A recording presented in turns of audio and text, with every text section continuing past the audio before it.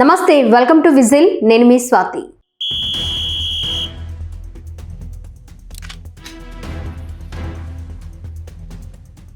శబరిమల ఆలయంలో విగ్రహాల బంగారం తాపడం బరువు తగ్గిన ఉదంతంలో కీలక పరిణామం జరిగింది. ఈ కేసులో ప్రధాన నిందితుడైన ఉన్నికృష్ణన్ పార్టీని ప్రత్యేక దర్యాప్తు బృందం అధికారులు శుక్రవారం అరెస్ట్ చేశారు. బెంగళూరుకు చెందిన వ్యాపారవేత్త పార్టీని తన నివాసమైన పులిమత్ నుంచి అదుపులోకి తీసుకున్నట్లు అధికారులు పేర్కొన్నారు.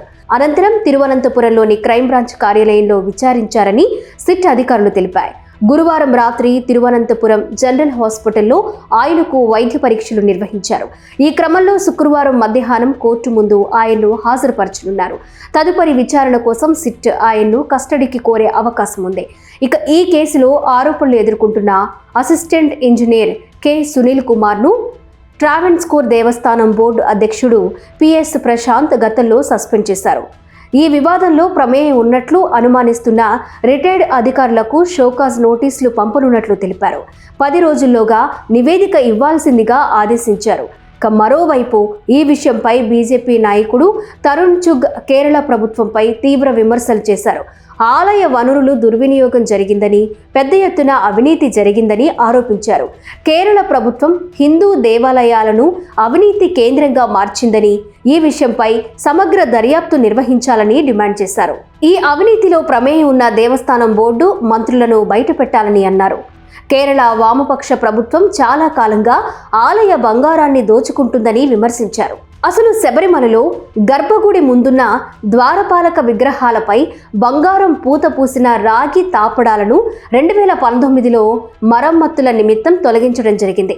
వాటిని సరిచేయించి కొత్త బంగారం పూత తాపడాలను అందిస్తానని ఉన్నికృష్ణన్ అనే దాత తీసుకెళ్లాడు. ఈ పనిని చెన్నైలోని ఓ సంస్థకు అప్పగించారు. 2019లో వాటిని తొలగించే సమయంలో తాపడాల బరువు 42.8 కిలోలుగా ఉన్నట్లు రికార్డులో ఉంది.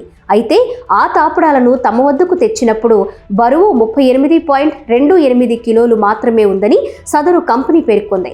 అంతేగాక ఆలయం నుంచి తాపడాలను తొలగించిన దాదాపు 40 రోజుల తరువాత వాటిని చెన్నైలోని కంపెనీకి అందించినట్లు సమాచారం.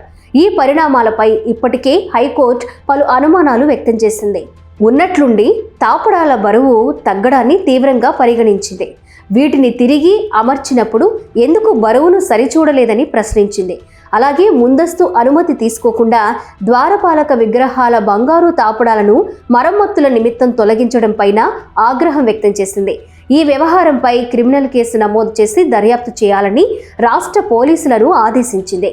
అలాగే ఈ వివాదంపై ఇప్పటికే న్యాయస్థానం సిట్ ఏర్పాటు చేసి నెలలోగా నివేదిక ఇవ్వాలని ఆదేశాలు జారీ చేసింది.